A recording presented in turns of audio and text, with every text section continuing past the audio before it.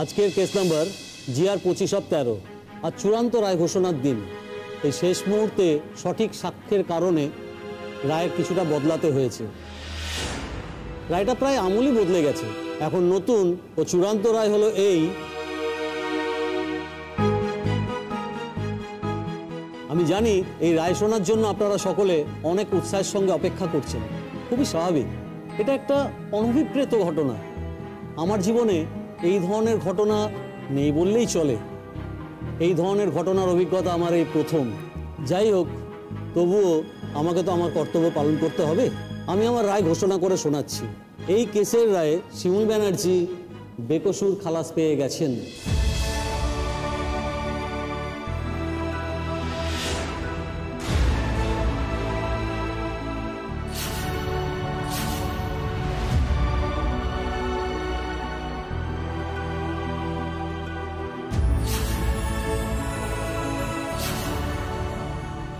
এবং শিমুল ব্যানার্জিকে মারতে চাওয়ার অপরাধে পলাশ ব্যানার্জি 7 বছরের সশ্রম কারাদণ্ডে দণ্ডিত হবে।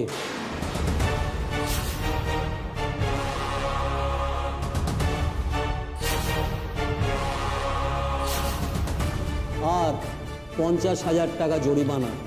অনাদায়ে সাজার মেয়াদ আরও 1 বছর বাড়বে।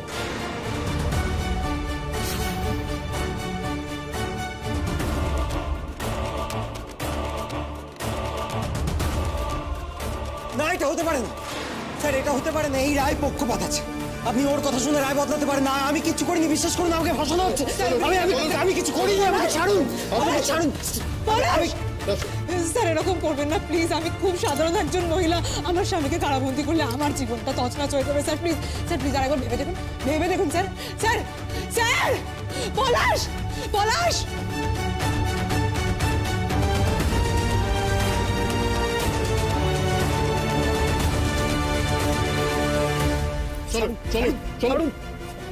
পলাশ, পলাশ আমি কিছু করি।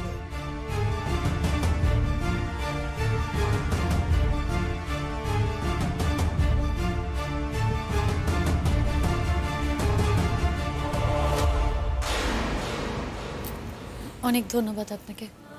It's okay. শুনুন, কিছু ফর্মালিটিস আছে, পেপার ওয়ার্ক। আপনারা প্লিজ বাইরে আসুন, আমি রেডি করছি।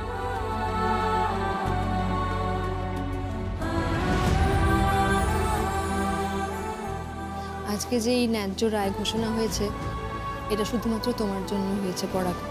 তুমি না থাকলে এটা হতো না। তুমি সাক্ষী দিয়েছো বলেই কিন্তু শিমুলকে আমরা বাঁচাতে পেরেছি, এখান থেকে বের করতে পারিনি। জানি পরাগ, পলাশ তো তোমার ভাই।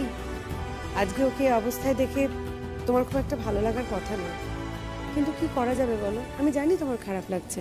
না না, খারাপ লাগেনি আসলে, জানো। বরং আমার মনে হয়েছে এই যে ওর 7টা বছর জেলে কাটাবে, আমার মনে হচ্ছে জেল থেকে ফিরে এলেও বুঝতে পারবে যে আসলে মানুষের ক্ষতি করার মধ্যে নয়, মানুষের উপকার করার মধ্যেই জীবনের সার্থকতা। দাদা হিসেবে তখনই আমি খানিকটা শান্তি পাবো। সত্যি কথাই তো, দেখো, মানুষ এমনি তো এই কথাগুলো বুঝতে পারে না। আমার মনে হয় এই জেলে যে 7টা বছরও কাটাবে, তাতে ওর মানসিক অনেক পরিবর্তন আসবে। তখন এই রিয়েলাইজেশনটা ওর হবে। তখনই ও বুঝতে পারবে যে আসলে কাছের মানুষের থেকে আপন কেউ হয় না। সেই জন্য কাছের মানুষের ক্ষতি করার মধ্যে কোনো আনন্দ নেই, বরং সবাইকে নিয়ে চলার মধ্যেই আনন্দ আছে। সেই কারণেই বলছি যে আমার যে সত্যি খুব একটা খারাপ লাগছে এরকমটা কিন্তু নয়। হ্যাটস অফ তোমাকে। তুমি যেভাবে শিমুলের পাশে এসে দাঁড়ালে, আমরা তো সত্যিই ভাবতে পারিনি। আসলে তা নয়, জানো তো, এটাই তো আমার করার কথা, এটাই তো স্বাভাবিক। হ্যাঁ, আমি এতদিন ওর পাশে এসে দাঁড়াতে পারিনি, সেই জন্য হয়তো তোমাদের মনে হচ্ছে যে ব্যাপারটা খুব অস্বাভাবিক। তা তো নয়। দেখো সুচরিতা বৌদি, আমি তো অগ্নি সাক্ষী করে ওকে বিয়ে করেছিলাম, ফলে ওর পাশে সবার আগে আমারই দাঁড়ানোর কথা। এতদিন আমি সেই কাজটা করতে পারিনি, এখন আমি বুঝতে পেরেছি। সেই কারণে আমি নিজেকে সংশোধন করে ওর পাশে এসে দাঁড়ানোর চেষ্টা করছি। এত কিছুর পরে দেখো, আমি একবার অন্তত জীবনে ওর পাশে এসে দাঁড়ালাম, সেটাকে এত বড় করে দেখার কিছু নেই। আর তোমরা যদি এরকমভাবে বলো তাহলে আমারই সত্যি খুব লজ্জা করবে। চলো এবার তাহলে আমরা বাইরে যাই, এখানেও তো ফাঁকা হয়ে গেছে। জানিস তো শিমুল, বাইরে কিন্তু পাড়ার লোকজন অপেক্ষা করছে। সবাই তো তোকে ভালোবাসে, তাই সবাই চলে এসছে এখানে। আচ্ছা শোনো না, বলছি তোমরা এসো ধীরে সুস্থে, আমি একটু আসছি, চলে আসবে এক্ষুনি, পায় তোরা। হ্যাঁ চলো না শিমুল, বাহার চলতে हैं, सब ना इंतजार করছে, बहुत खुश হবে সবাই। সত্যি কথা বলতে কি, তোমাদের প্রতি না আমার কৃতজ্ঞতার কোনো শেষ নেই, জানো তো। তোমরা ইনফ্যাক্ট ওর জন্য যা যা করেছো তার যদি এক অংশ আমি করতে পারতাম তাহলে আমি নিজেকে ধন্য বলে মনে করতাম। থাক না, এখন আর এসব কথা বলতে হবে না।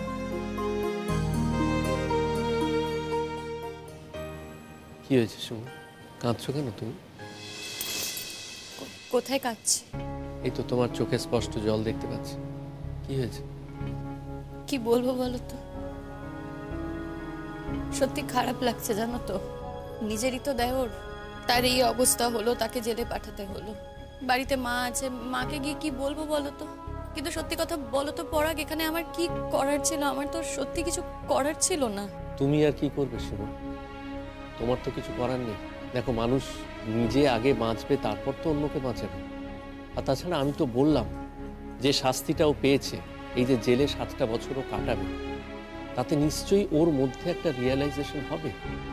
ও নিশ্চয়ই বুঝতে পারবে কোনটা ঠিক কোনটা বেঠিক। সত্যি কথা বলতে গেলে আমিও তো খুব একটা ভালো মানুষ ছিলাম না এতদিন শিমুল, কিন্তু ভালো মন্দের তফাৎটা তো তুমি আমাকে বুঝতে শিখিয়েছো। এখন আমি বুঝতে পারি যে জীবনে কোনটা ঠিক আর কোনটা বেঠিক।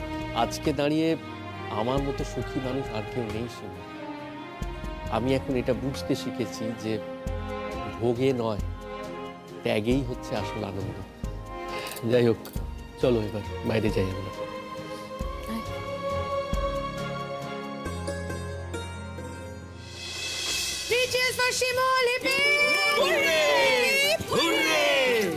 কি শুরু করেছো বলো তো তোমরা? এক মিনিট একটু ধরো।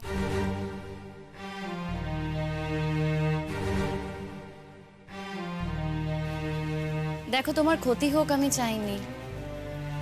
একটা মেয়ে হয়ে আর একটা মেয়ের ক্ষতি আমি চাইতে পারি না।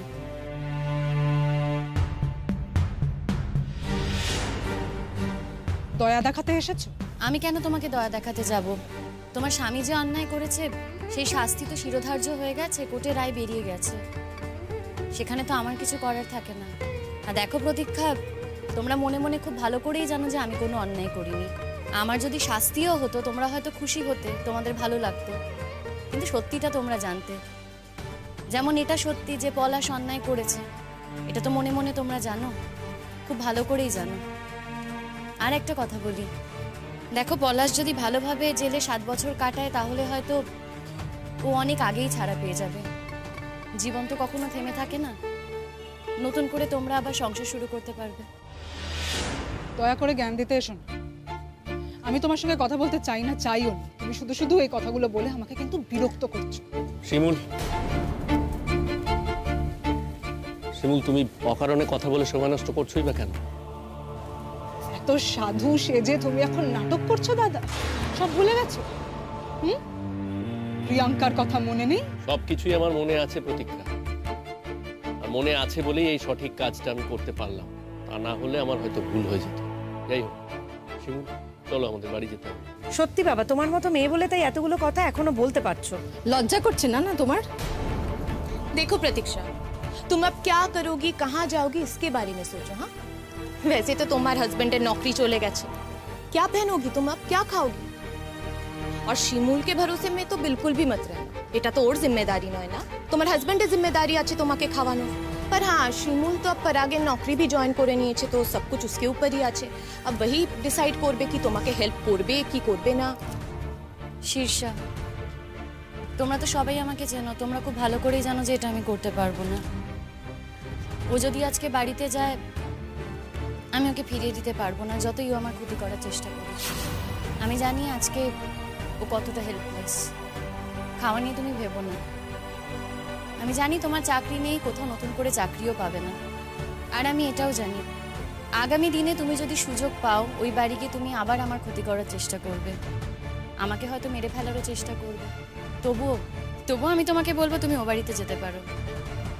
আর পারলে নিজেকে একটু বদলিও, দেখো তোমার শরীরে তো কোনো অনুতাপ আমি দেখতে পাচ্ছি না, আর মানুষের না বদলাতে টাকা পয়সা লাগে না, নিজেকে বদলাও প্রতীক্ষা। কাকে এতগুলো কথা বলছিস? চোরা না শুনে ধর্মের কাহিনী, অদ্ভুত। শিমুল, আমাদের বাড়ি যেতে হবে, চলো। এখন তোরা বাড়ি যা, আমরা বিকেলবেলা মিষ্টি টিষ্টি নিয়ে আসছি, ঠিক আছে? আরেকবার হয়ে যাক সবাই মিলে চিলচিল করে Shimul hip hip hooray hip hip hooray hip heap.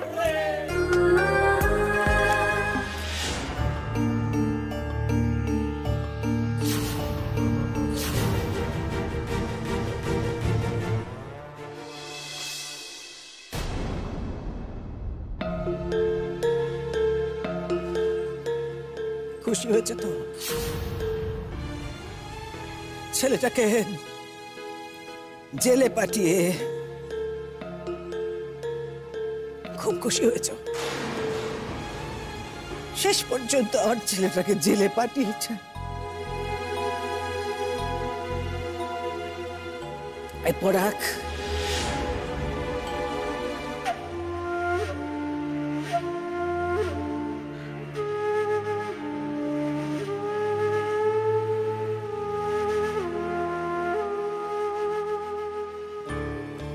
বলিও কি কথা? তুই তো দিব্য সুস্থ,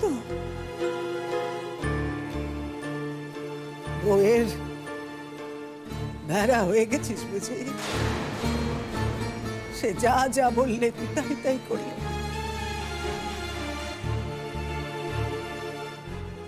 তোমার চাকরিটা দিলি, সে তো চিকিৎসাও করালো না। তারপর ভেতরে ভেতরে নিজেরা মিলে এত কিছু সাজিয়ে গুছিয়ে, আমি তোর মা পরাগ, আমি কিচ্ছুটি বুঝতে পারলাম না। তোর বউ নিশ্চয়ই সব জানতে। কেউ কিচ্ছু জানতো না মা, জানার কি আছে? তুমি বুঝতে পারছো না? পলাশ একটা অপরাধ করেছে, আর তুমি সমস্ত জেনে শুনে তাকে ডিফেন্ড করে যাচ্ছ। এখানে সব থেকে বেশি অন্যায় তুমি করেছো দাদা। লুকিয়ে লুকিয়ে তুমি এত কীর্তি করে গেছো, আর আমরা কেউ কিচ্ছু জানতাম না। তুমি নিজের শরীর নিয়ে পর্যন্ত মিথ্যে কথা বলেছো, তুমি সিচুয়েশন ম্যানিপুলেট করেছো, সত্যের খেলাফ করেছো। আচ্ছা, আমি যদি এখন পুলিশকে গিয়ে বলি যে তুমি পুলিশের সঙ্গে প্রতারণা করেছো, তার ফলাফল কি হবে তুমি বুঝতে পারছো? তুমি পুলিশকে গিয়ে বললে যদি তোমার আনন্দ হয়, যদি তুমি খুশি হও, বেশ তো, তাহলে তুমি পুলিশকে গিয়ে বলো, আমার কোনো অসুবিধা নেই। দেখেছো মা, দেখেছো তোমার বড় বৌমা কিন্তু সমস্ত আট গাঁট বেঁধে রেখেছে। হ্যাঁ, তোমার ছেলেকে এই মহিলা শেষ করে দিল। তোমার বড় ছেলের কিন্তু আর কোনো অস্তিত্ব নেই মা। তোমার ছোট ছেলে যখন এই কথাগুলো বলতো, আমি জানি তোমার গায়ে লাগতো। মা ওনা ভয় পেয়েছিল জানো, যে ওর হাজত বাস হতে পারে, আর তাই হলো। এরপরে তোমাকে এই বাড়ি থেকে বের করে এই বাড়ি বিক্রি করতে কতক্ষণ? তুমি দেখে নিও মা, একদিনে আমার এই কথা অক্ষরে অক্ষরে মিলে যাবে। যা বলেছি আজ পর্যন্ত সবই তো হয়েছে, শুধু একটাই পার্থক্য। আমরা ভাবতাম যে এই সমস্ত শয়তানি হয়তো শুধু তোমার আদরের বৌমা করছে, কিন্তু এখন দেখছি না, আমাদের পরম শ্রদ্ধেয় দাদাও এর সাথে জড়িত। আমি না অনেক মানুষ দেখেছি প্রতীক্ষা, আমার এইটুকু জীবনে আমি অনেক মানুষই দেখেছি, কিন্তু তোমার মতো মানুষ আমি দেখিনি। অন্যায় করে জোর গলায় কথা বলছো। তোমার স্বামী একজনকে মেরে ফেলার চেষ্টা করছিল, তোমার কি উচিত? লজ্জায় মাথা নিচু করে থাকা উচিত, তা না বড় বড় কথা বলছো। একেই বোধহয় বলে চোরের মায়ের বড় গলা। কার ব্যাপারে কথা বলছো তুমি? যে সত্যি কথা বলেছে, যে অন্যায়টাকে সামনে এনেছে, তার ব্যাপারে কথা বলছো। লজ্জা করে না না তোমার? আচ্ছা, কি করা উচিত ছিল বলো তো? হ্যাঁ, কি করা উচিত ছিল? তোমার বর কি করেছে? একজন মিথ্যে সাক্ষী সাজিয়ে এনেছে। মিথ্যে সাক্ষী সাজিয়ে এনে ভেবেছিল সে বেঁচে যাবে, আর বেঁচে গিয়ে কি করবে? সে আমাকে মেরে ফেলার চেষ্টা করতো, আবার তোমার দাদাকে মেরে ফেলার চেষ্টা করতো। সেটাই তো করতো।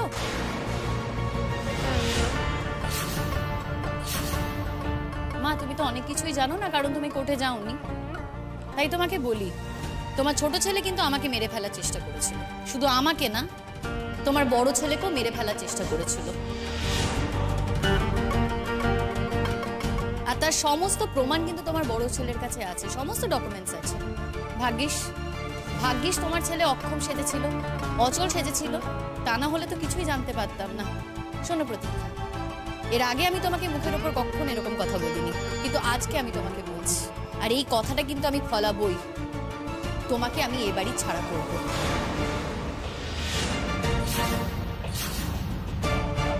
দেখেছো মা? দেখলো তো তুমি গলার কিরকম জোর বেড়েছে ওর?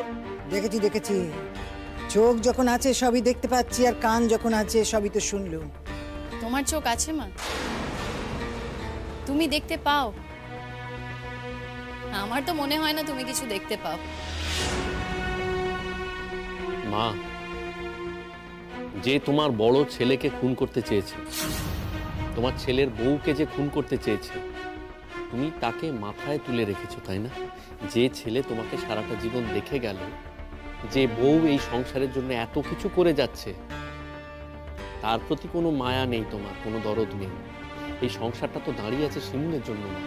উদয়াস্ত পরিশ্রম করে এই সংসারটা কেউ টিকিয়ে রেখেছে, তার কি কোনো মূল্য তোমার নেই? তুমি কার হয়ে লড়ে যাচ্ছ মা? পলাশের জন্য? যে ছেলে খুন করতে পারে তোমার, সেই ছেলের হয়ে তুমি লড়ে যাচ্ছ মা? আমি তো বলবো ভালো হয়েছে এই যে পলাশ একটা শাস্তি পেয়েছে, ও যে জেলে গেছে, ও জেল থেকে ফিরে এসে যদি একটা অন্য মানুষ হয়ে ওঠে, ওর ভেতরে সেই রিয়েলাইজেশনটা যদি হয় মা, তাহলেই একমাত্র ও সঠিক মানুষ হয়ে উঠবে, আর তাতে তোমার মাথা উঁচু হবে মা। সত্যি করে বলো তুমি, পলাশ আজকে যে আচরণগুলো করে চলেছে, তার জন্য কি সত্যি তুমি মাথা উঁচু করে ঘুরে বেড়াতে পারো? আর তোমার জন্য মা মাথা উঁচু করে চলতে পারতো তো দাদা?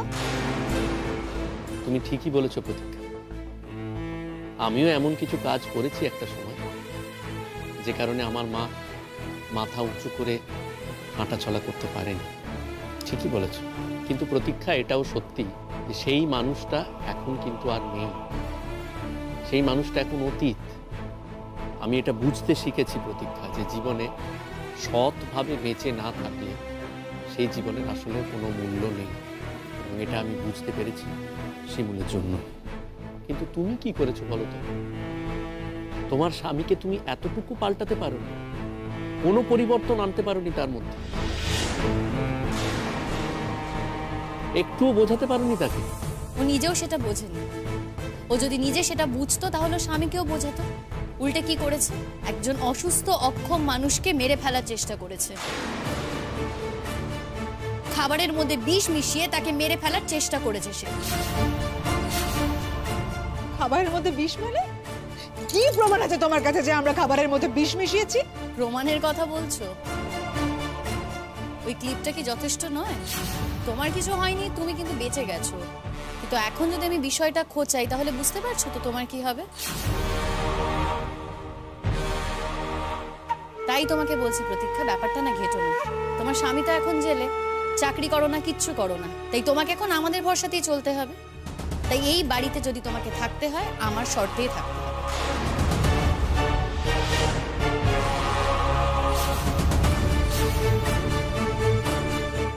দেখেছো মা, আমি না বলতাম যে ও এই বাড়িটা একদিন হাত করে নেবে? বাড়িটা কিন্তু তোমার মা, তবে শর্ত ও দিচ্ছে। হ্যাঁ আমি দিচ্ছি শর্ত, আমি শর্ত দিচ্ছি। কেন জানো? যা যা ঘটনা ঘটেছে না, সব থেকে বেশি এফেক্টেড আমি, আর সেই ঘটনাগুলো ঘটিয়েছো তুমি আর তোমার হাজবেন্ড। আর আমার শাশুড়ি মায়ের কথা কি আর বলবো, উনি তো আবার কখনো দেখতে পান, আবার কখনো দেখতে পান না। এই বলো না তো, এরকম বলো না, আমার সামনে দাঁড়িয়ে দাঁড়িয়ে এত বড় বড় কথা বলো না বৌমা। আমি কোনো বড় বড় কথা বলছি না মা, আমি আমার স্বামীর প্রোটেকশনের কথা বলছি। আর তুমি যদি ভেবে থাকো যে তুমি একদম ঠিক থাকবে, নিশ্চিন্তে থাকবে, সেটা কিন্তু নয়। যে কোনো দিন এরা তোমাকে মেরে ফেলতে পারে মা। আমি তোমায় বলছি, এতে তুমি ভরসা করো না। এরা মানুষকে মানুষ হিসেবে মানেই না। দুধ কলা দিয়ে না কালসাপ পুষছো। আমার কথাটা শোনো মা, এখনো সময় আছে। ও ওকে এ বাড়িতে রেখো না। ওর যদি টাকা পয়সা দরকার হয় আমি পাঠিয়ে দেবো, ওর খাওয়া দাওয়ার যা খরচা হয় আমি সব দিয়ে দেবো। আমার কথাটা শোনো প্লিজ, ওকে ওর বাড়ি পাঠিয়ে দাও। বুঝলাম। আর বেশি কথা কি, আমার সংসার সে তো এখন চলবে তোমার কথায় না?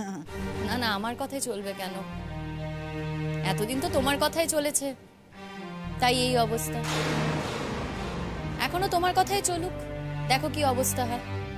মা, একটা খুব সহজ কথা আমি তোমাকে বোঝাবার চেষ্টা করছি। তোমার ছোট ছেলে যে কিনা তোমার বড় ছেলেকে খুন করার চেষ্টা করেছে, তাকে এখন তুমি সাপোর্ট করে যাচ্ছ, তাকে তুমি মাথায় তুলে বসিয়ে রেখেছো। আর বউয়ের কথা কি বলবো বলো? বউ তো কোনোদিনই আপন হয় না মানুষের। বউ চিরকাল পরই থাকে। সে যতই যাই করুক না কেন সংসারের জন্য, সে কখনোই আপন হয় না। এই যে শিমুল, সে তো প্রাণপাত করেছে না, সমস্ত কিছু করেছে এই সংসারের জন্য। তুমি ভেবে দেখো তো একবার, তোমার মেয়ের সংসারটা সে সাজিয়ে দিয়েছে, এই সংসারের জন্য সমস্ত কিছু করেছে, তোমার প্রয়োজনে অপ্রয়োজনে তোমার পাশে দাঁড়িয়েছে, যতটা সম্ভব তার থেকে বেশি দিয়ে সাহায্য করেছে তোমাকে। অথচ তুমি কি করছো? তোমার খুনি ছেলের পক্ষ নিয়ে তুমি কথা বলে যাচ্ছ না। আসলে কি বলতো, তুমি তোমার সন্তানদেরকে ঠিকমতো শাসনই করতে পারোনি, সেই জন্যেই আজকে এই অবস্থাটা হয়ে দাঁড়িয়েছে। যাকে যে সময় শাসন করার কথা তুমি তাকে সেই সময় শাসনটা করোনি, আর যাকে শাসন করার কথা নয় অকারণে তাকে শাসন করে গেছো। ছেলে মেয়ের মধ্যে তুমি বিভেদ তৈরি করেছো। মা, একটা কথা বলি তোমায়, কথাটা বলতে আমার খুব খারাপ লাগছে। তোমার তো বয়স হয়েছে মা, তুমি কবে আর নিজেকে সংশোধন করবে বলো তো? কবে?